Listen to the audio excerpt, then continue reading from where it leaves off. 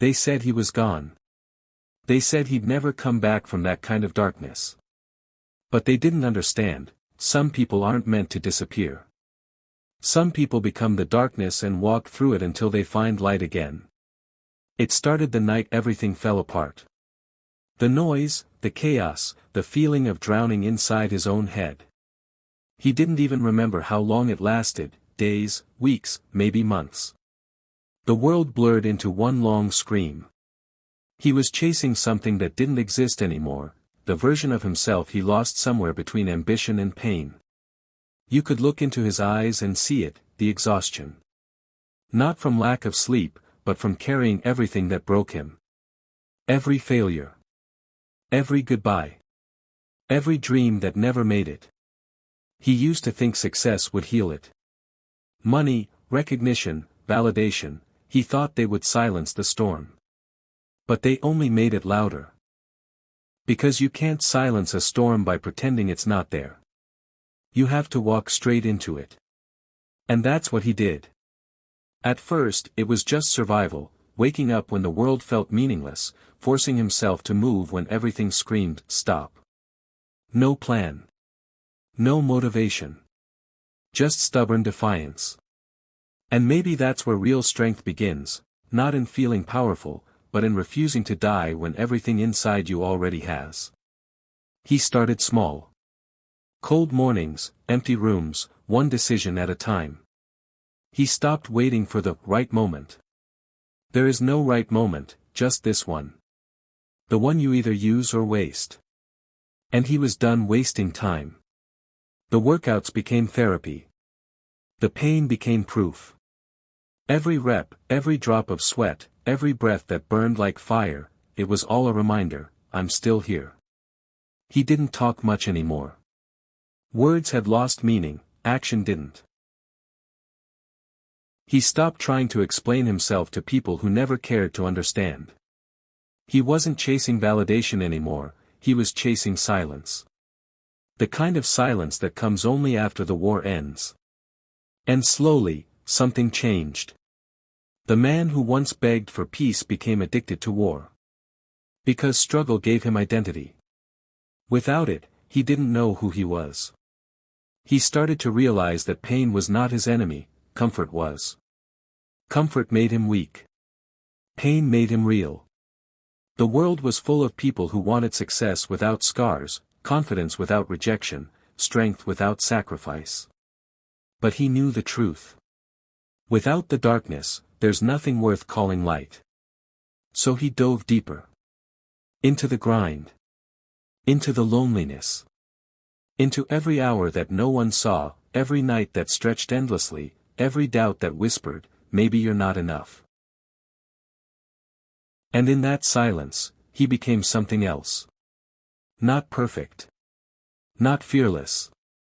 But unbreakable. You see, real growth doesn't look like victory. It looks like chaos. Like waking up at 3 a.m. wondering what the hell you're doing with your life. Like being misunderstood by everyone because your path doesn't make sense to anyone else. Like walking alone through hell, and still choosing not to turn back. He wasn't the hero of a movie. No background music. No applause. Just raw reality. Just him, and the voice inside saying, one more step. Sometimes, that's all you get. One more step. One more day. One more reason not to quit. And then one morning, something strange happened. He looked in the mirror, and didn't hate what he saw. Not because everything was perfect. But because for the first time in years, he saw truth. Not potential. Not the dream version of himself. Just him. The man who survived when he shouldn't have. He smiled. A small one. Barely there. But it was real. It meant he was back. Not the same as before, stronger, sharper, quieter. The kind of strong that doesn't need to be seen. The kind that doesn't talk about pain, because it's written all over his presence. He walked outside that morning. The air was cold, sharp, alive. And for the first time, he didn't feel like a ghost walking through life. He felt like a storm, calm on the surface, chaos beneath, unstoppable in motion. Because he understood something most people never do. There's no end to becoming. No moment where you finally arrive. You just keep going. You fall, you rise, you break, you rebuild. Forever. That's the price of purpose. He didn't want to go back to who he was. He didn't want to be normal anymore. He wanted to burn. To live with intensity, to create something that would outlast him. He wasn't afraid of failure anymore, he was afraid of never trying. And maybe that's what greatness really is. The refusal to settle. The decision to keep walking, even when the path disappears. The belief that pain isn't punishment, it's preparation. He started building again, quietly. Day by day, piece by piece. No noise. No validation. Just work. And the more he worked, the less he cared who was watching. Because he wasn't chasing eyes anymore, he was chasing excellence. There were days it felt impossible. Days when his body hurt, when his mind screamed for rest, when every part of him wanted to disappear again. But he didn't. Because he remembered what it felt like to be lost, and he refused to go back. He had scars now, physical and emotional. But he wore them like armor. They reminded him of where he'd been, what he'd survived, and how far he could still go. And if you ever met him, you wouldn't notice right away. He wasn't loud. He wasn't trying to impress you. But there was something in his eyes, something unexplainable. A kind of quiet fire that made you wonder what he'd been through. He didn't need to tell you his story. You could feel it. Because some people talk about pain. And some become it. Some people run from storms. And some are the storm. And maybe, that's who he was now. Not a survivor. Not a victim. Just a man who refused to sleep through life anymore. A man who woke up.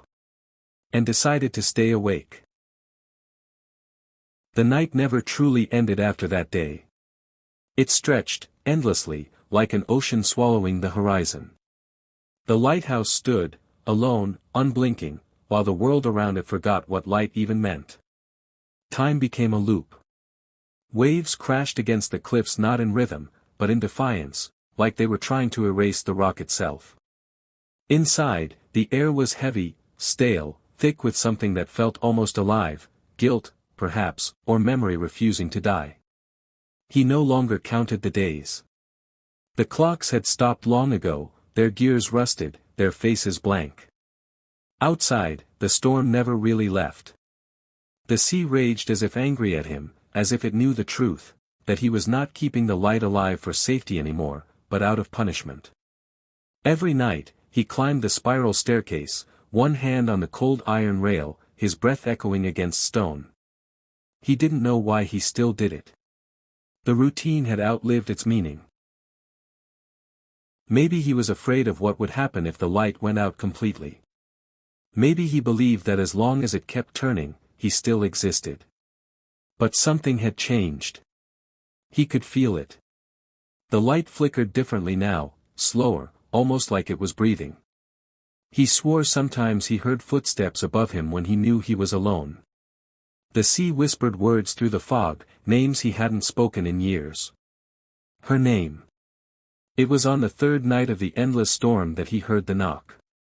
3 sharp raps against the heavy door at the base of the tower. No ship could have survived in this weather. No one should be out there. Still, he went down. When he opened the door, the world outside was nothing but white noise, wind, rain, the roar of waves. No one stood there. But something had been left on the threshold. A small, waterlogged journal. The cover was torn, but he recognized it instantly. It was hers. His heart stopped. He hadn't seen that book in years, not since the night she disappeared. He'd searched for it, for her, for any trace. Nothing. Until now. He picked it up with trembling hands and carried it inside, closing the door behind him. The first page was blank. The second too. But on the third, the ink bled through the paper, words written in a shaky hand. You were supposed to follow me. He froze. The handwriting was hers. Every letter, every curl. Impossible. He turned the pages faster now, desperate, terrified.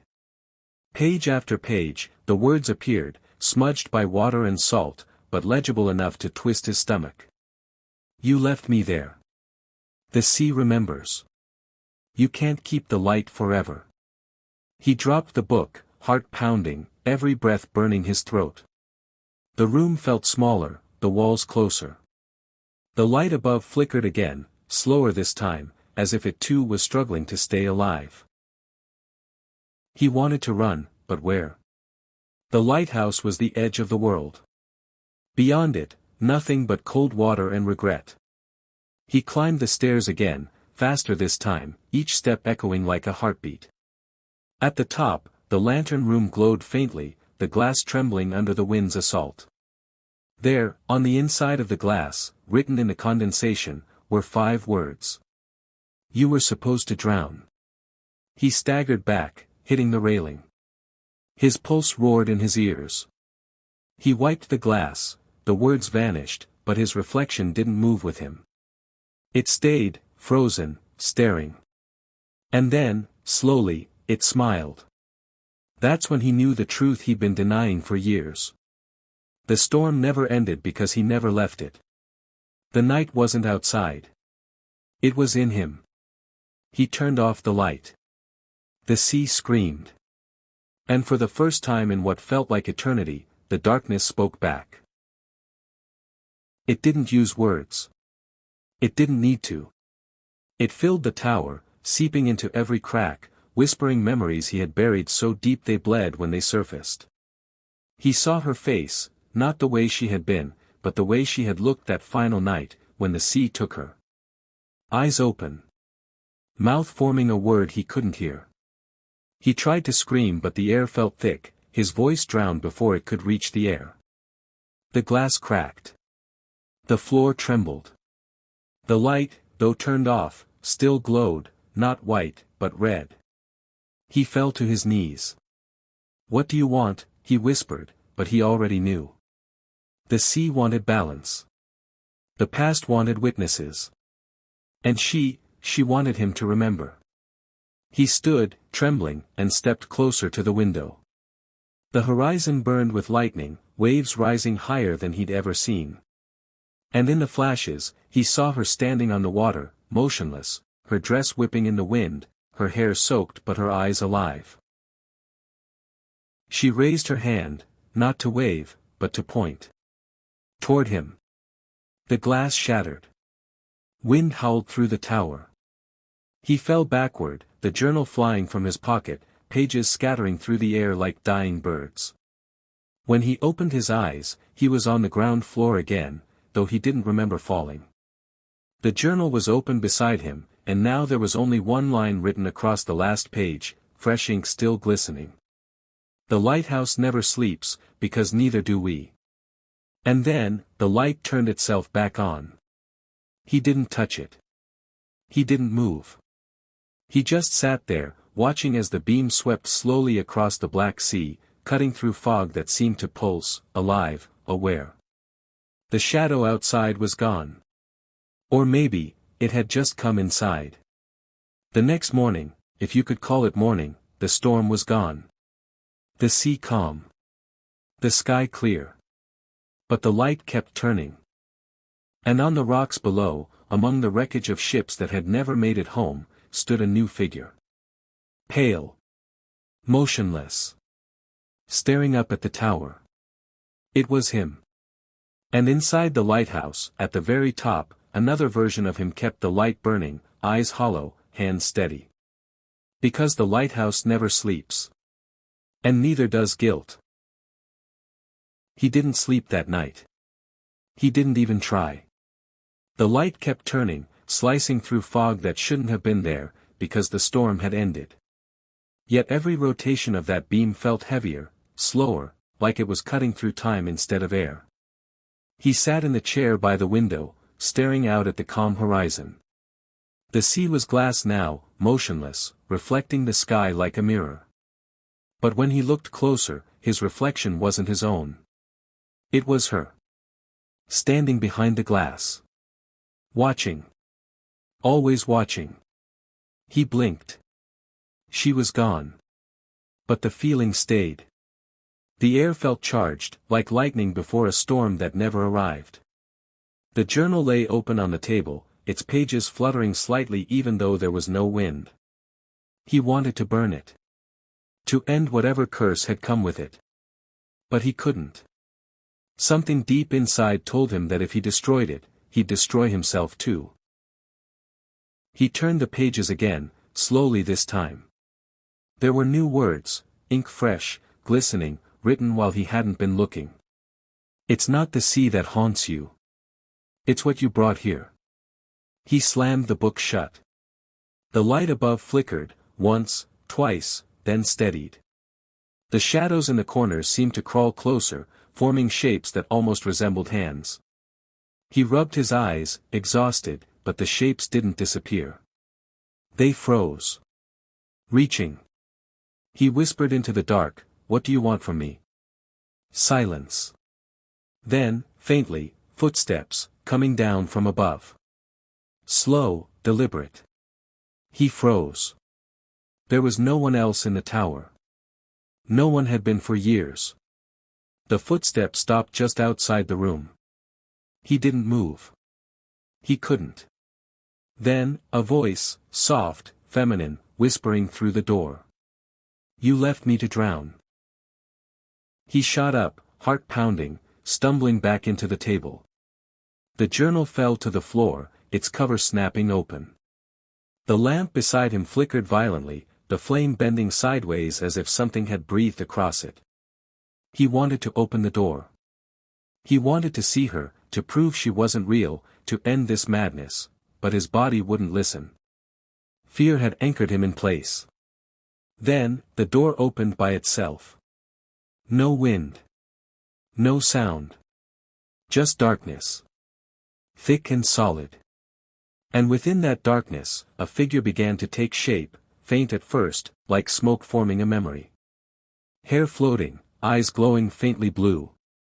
Water dripped from her fingertips onto the wooden floor, leaving black stains that spread like veins.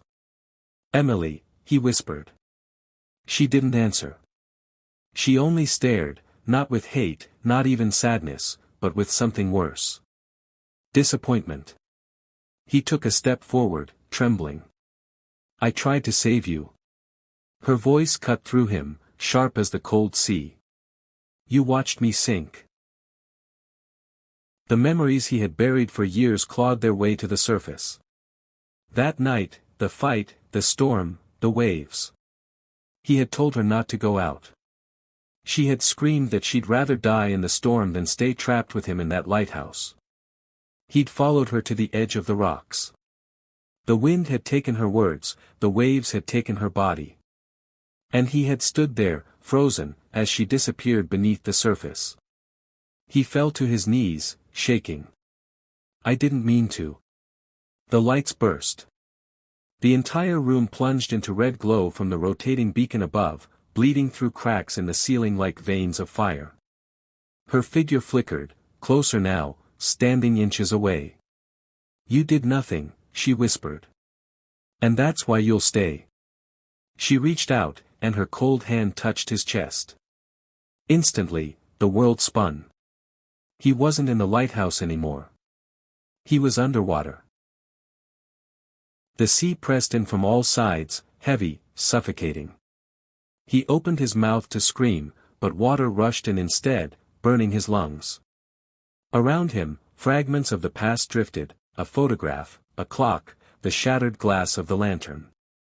And in the distance, the light still turned, faint and far away, like an eye that refused to close. He swam toward it, desperate, reaching, but every stroke pulled him further away. The deeper he went, the clearer he saw shapes in the water, faces. Dozens of them. Maybe hundreds. All pale, all motionless. Every face was his. He thrashed, tried to rise, but invisible hands pulled him down. Their eyes opened in perfect unison. And when they did, the sea itself seemed to breathe. He woke up gasping, on the cold stone floor, drenched in sweat, or maybe seawater. The journal lay open again beside him. A single new line was written. "You can't wake up if you never slept." He screamed, throwing it across the room. The pages tore, scattering through the air, some burning into ash before hitting the ground. But the words lingered, whispering from nowhere and everywhere at once. He ran up the spiral stairs, desperate for air, for light, for something real.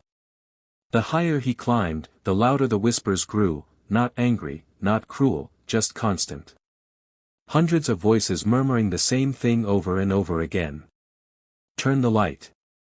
Turn the light. Turn the light." He reached the top. The lamp glowed dimly, spinning slower than before. He grabbed the handle, forcing it to turn faster, faster, until the beam became a blur. His vision blurred with it. He felt the ground tilt, the walls stretch, the air thinning. The light flickered, exploded into white, and suddenly he was outside. Standing on the cliff again. The sea was calm, the stars above so bright they didn't seem real. And beside him, her. Emily. Smiling. She took his hand. "It's over," she said softly. "You did what you had to." He wanted to believe it. Every muscle in his body begged to believe it. He smiled back, a tear rolling down his face. For the first time in years, he felt warm. But then, she leaned closer. Her smile didn't reach her eyes. "You kept the light," she whispered. "Now you are the light." He blinked, and realized her hand wasn't warm at all. It was ice cold. The horizon shattered like glass, and everything fell apart again. He was back inside the lighthouse. Alone. Only, this time, something was different. He walked to the mirror by the stairwell. His reflection moved a second too late. Its eyes glowed faintly, blue, like hers.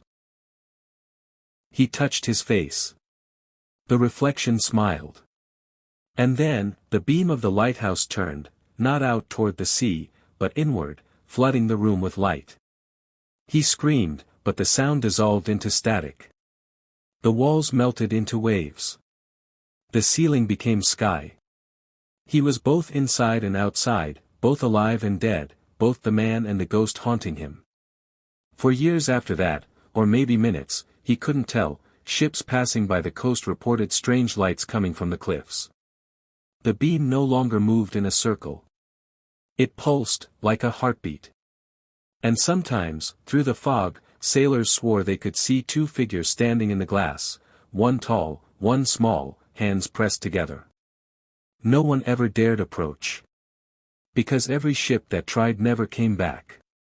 And those who did, whispered the same thing when they reached the shore, pale and shaking. The lighthouse wasn't guiding us home. It was calling us in. He turned, heart pounding, but there was nothing, just the open doorway and the whisper of wind crawling through the broken glass. Then he saw it. The reflection. In the cracked oven door, a shape behind him. He spun around, but the room was empty. He stared back at the glass. Nothing now. Just his own face, pale, unfamiliar. He exhaled sharply, forcing himself to move. There was a drawer beneath the counter, half open, metal glinting inside. He reached in and pulled out an old tape recorder, dusty but intact. He pressed play. A voice. His own. "You shouldn't have come back." The tape clicked off. He froze, staring at the recorder, trying to convince himself it was some sick joke. But deep down, he knew, he had been here before. Long ago. He just didn't remember how it ended. He stumbled back, the recorder slipping from his fingers and shattering on the ground. From inside it, a small piece of folded paper fluttered out. He bent down and picked it up. His hands trembled as he unfolded it. One line. Written in red ink. "The house remembers." His throat tightened. The air felt heavier, colder. Every breath hurt. Then, faintly, a noise upstairs. A step. Then another. Someone walking. He turned toward the staircase.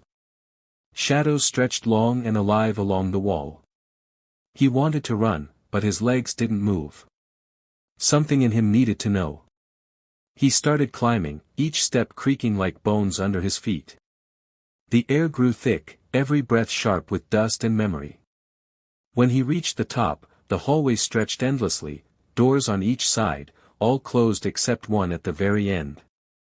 A dim, flickering light leaked through the crack. He walked toward it. The closer he got, the quieter everything became, no wind, no creaking, not even his heartbeat. Just that one sound, a whisper. He reached the door. Pushed it open. Inside, a mirror. Tall, cracked, and ancient. And in it, not his reflection. It was her. She smiled, the same way she used to when he was a child. But her eyes were empty. He whispered, "Mom." She reached out from the mirror. And the world went black. Darkness swallowed everything. For a moment, he thought he was falling, weightless, endless, until he felt the floor again beneath his feet. But it wasn't the old house anymore. It was something else. The air was different. Warmer. The walls were clean, white. There was no dust, no cracks, no smell of decay. The silence was pure, too pure. He looked down. His hands were clean, unscarred. The dirt, the blood, all gone. He took a step forward, and the floor glowed faintly beneath him, like it was alive. "Where am I?" he whispered. No one answered. But the silence began to breathe. A low hum filled the air, building like the sound of a heartbeat deep underground. Then, voices. Faint at first. Whispers. Familiar. Too familiar. His own. Over and over. From every direction. "I told you not to come back. You shouldn't have opened it.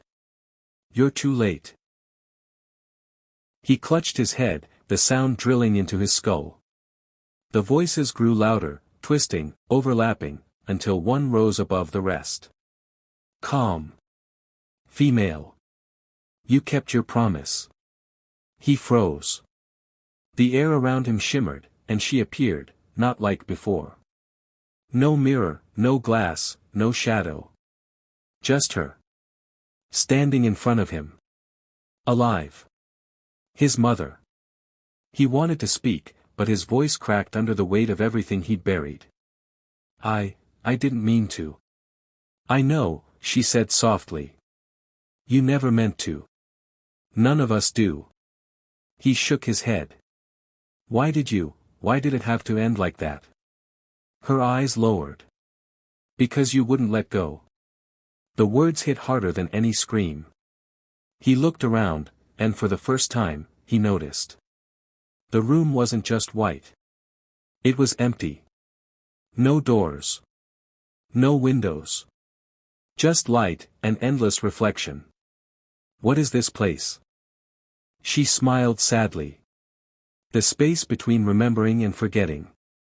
He stepped closer. "Am I dead?" "Not yet." He wanted to believe that meant hope. But her voice carried something else, sorrow, finality. "You came back to find the truth," she said. "But you already knew it. You just didn't want to see." He clenched his fists. "Tell me." She looked up. "You never left this house. You never made it out that night." Silence. Just silence. He tried to move, to deny, to scream, but every sound died before reaching his lips. Memories crashed through his mind, the door, the fire, the scream, the smoke.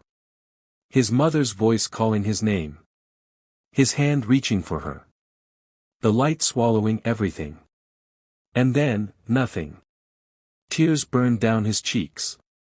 No, no, I saw the world, I grew up, You built it, she whispered.